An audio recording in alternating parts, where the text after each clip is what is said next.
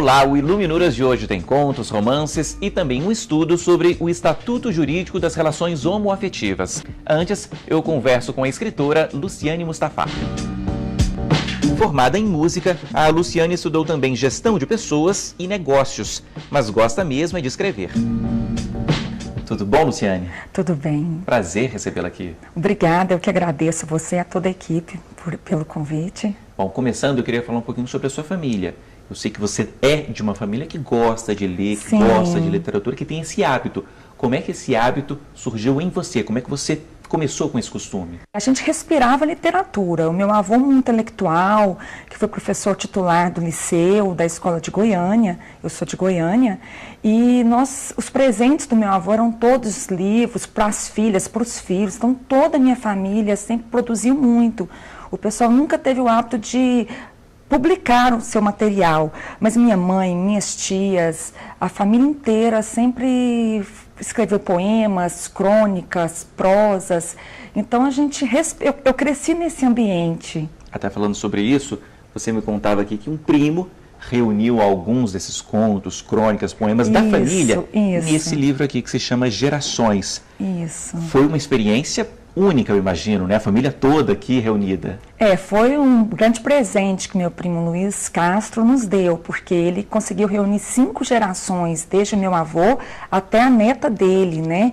E aí ele conseguiu fazer uma coletânea com parte desse material, que muito já foi perdido, mas ele ainda conseguiu resgatar algum material e nos fez essa surpresa o ano passado. Inclusive eu tenho 5 entre poesias e contos nesse livro. Depois disso, ou antes mesmo disso, você já havia publicado o seu primeiro romance, que está aqui comigo, O Despertar de uma Sinfonia. E você me explicava aqui antes da gente gravar como é que você decidiu publicar, escrever e publicar. Conta aqui para todo mundo, por favor. Minha vida é antes e depois dos meus 33 anos. Eu sempre amei ler, mas até os meus 33 anos eu penso que eu nunca nem tinha cogitado a ideia de escrever um livro. Talvez por insegurança, mas depois dos meus 33, 34 anos, eu fui descobrindo minhas paixões, eu falo que eu desabrochei. Então, e aí eu descobri essa grande paixão na minha vida, que é escrever. Então, o título, O Despertar de uma Sinfonia, ele já começa pelo despertar desse sonho que eu tinha. E que talvez eu não tinha contato com ele. E esse livro, ele partiu da ideia de que eu sou uma otimista nata. Eu sou uma pessoa que eu sempre vejo soluções. As pessoas, a gente ouve muitas pessoas falarem, todo mundo tem problema. Até numa conversa de bar, as pessoas falam, mas quem não tem problema? Né? Todos nós, né? Sim, mas assim, eu vejo os problemas na vida como um deslize, não como um estado. Então, como um deslize que logo deve ser superado e resolvido e a vida continua. Vamos olhar para frente em vez de ficar olhando para o retrovisor, né? Eu costumo falar. E eu percebia isso muito nas pessoas e me incomodava. E as pessoas falavam, nossa, Luciane, eu falo do seu otimismo para as pessoas, eu falo de tantas conquistas que você já fez para as pessoas. E aí eu tive a ideia de escrever esse romance para inspirar as pessoas a acreditarem nos seus sonhos e a acreditarem na sua capacidade de realizá-los. E o que você conta aqui? Qual é a história, basicamente? Acabou que é a história da minha vida. É um livro autobiográfico. Até um dia, numa entrevista, perguntaram para mim se eu havia passado por algum momento, né, algumas perdas que eu pudesse explanar bem sobre o assunto. Então, eu acredito que eu passei por algumas situações muito difíceis na minha vida. Mas, como eu falei, eu nunca fiquei focada na situação de problema. Eu sempre foquei em resolvê-la, deixar aquilo transponível e continuar, e escolher o caminho do sucesso. Eu acredito que a gente tem sempre do mesmo ponto, vários caminhos a seguir. Você pode focar no negativo, na experiência ruim, ou você pode usá-la para o seu crescimento e criar uma nova história a partir daquilo. Então é isso que eu busco com esse livro, inspirar as pessoas a não focarem na sua derrota em algum momento difícil. Ao contrário, como um herói aprendiz, usar aquilo para uma vida mais rica e melhor. Então é isso que eu busco nessa história. E tem dado certo, eu tenho recebido e-mails, comentários no meu site, nas minhas redes sociais, no Instagram, no Facebook, de inúmeras pessoas, ou amigos, ou leitores, admiradores, e que têm me escrito isso. Nossa, você fez eu acreditar novamente no sucesso da vida, no poder de superação. Né, a não focar na minha derrota, a acreditar novamente no amor. Então, esse livro ele foi escrito com essa visão.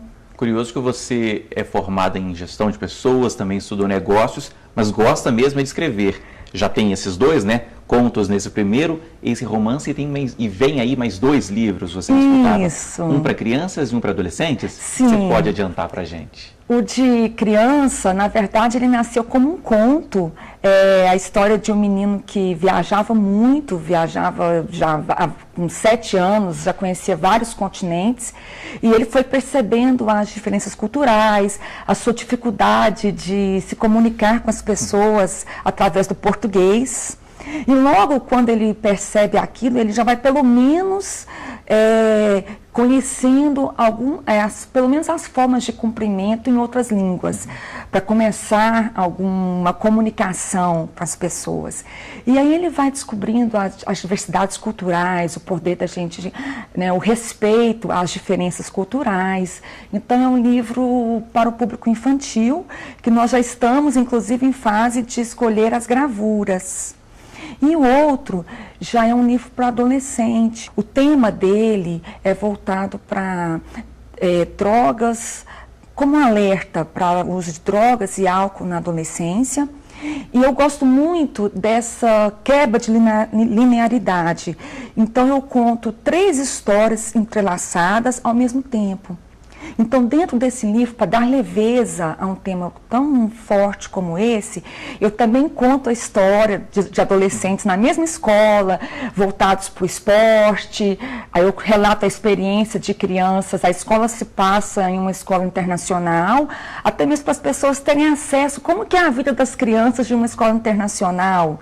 Né, os torneios esportivos, o foco muito forte em esporte, a questão deles passarem o dia inteiro na escola, a amizade, né, fraterna que se forma entre esse grupo, e junto com essa história tem também o foco de outra história entrelaçada de um grupo também que vai para o caminho de drogas e álcool.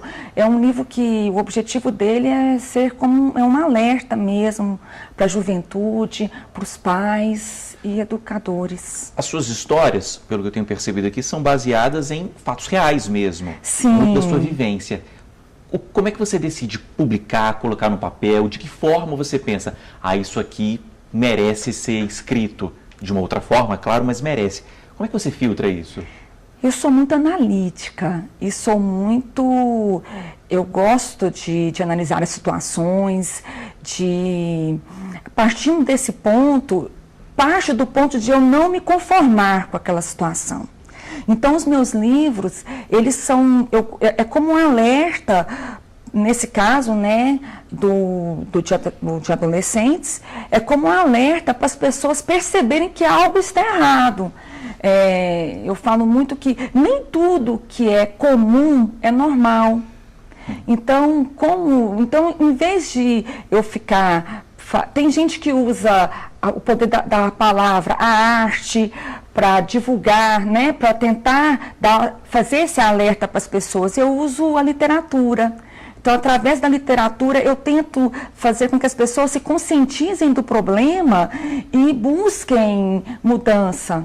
Eu acho que é basicamente isso. Bom, a gente já falou aqui sobre os seus livros, né? Até sobre os seus próximos livros. Você também trouxe aqui pra gente alguns dos livros de autores que você admira. Certo. A gente trouxe alguns deles aqui. Quem que você seleciona, quem que você separa aqui pra gente, que foram autores, livros importantes na sua formação? Já na pré-adolescência, eu comecei a ler histórias mais fortes, mais impactantes. E um dos livros que me marcou muito é que a minha mãe, ela tinha uma coletânea que ela ganhou do meu avô, que eram 20 volumes, e cada volume tinha mais ou menos 3 histórias. Eu li todos. E o que mais me chamou atenção era um título que chama O Amor é Eterno. Eu devo ter lido esse livro com 12 anos. E a história é a biografia de Abraham Lincoln. Mas eu tinha 12 anos, eu não sabia que eu estava lendo a história de um grande presidente. Não sabia. E à medida que eu fui lendo o livro, que ele vai se envolvendo com a política, que ele vai crescendo, que ele vai se mostrando daquele veio, eu fiquei fascinada. E hoje, o que você destaca? Hoje eu destaco Michael Sandel. Eu gosto muito porque as pessoas falam que não gostam de filosofia pelo senso comum, mas a vida é permeada de filosofia, discernimento entre o bem e o mal, certo e errado, verdade ou mentira, a ética, tudo isso está permeado de filosofia. E o que eu sou apaixonada nos seus escritos é que ele conseguiu desmistificar isso.